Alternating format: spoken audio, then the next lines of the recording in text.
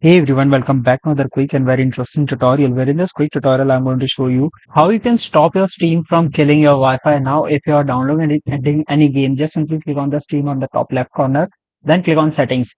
Now here, what we're gonna do, we're gonna stop or limit the download speed so you can save your Wi-Fi from too much download speed. Now, in order to get that, just simply open the Steam settings, then go to downloads. Now, in here, you need to find the option of limiting your downloading.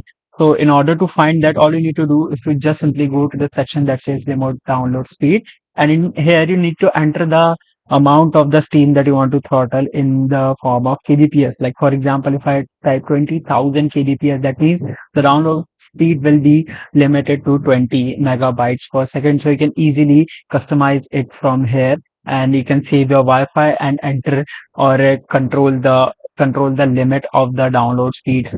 Alright, so that's it for this tutorial. I hope this video will be helpful for you. Make sure to hit the like button and subscribe button for more such helpful and interesting tutorials. See you in the next one. Take care.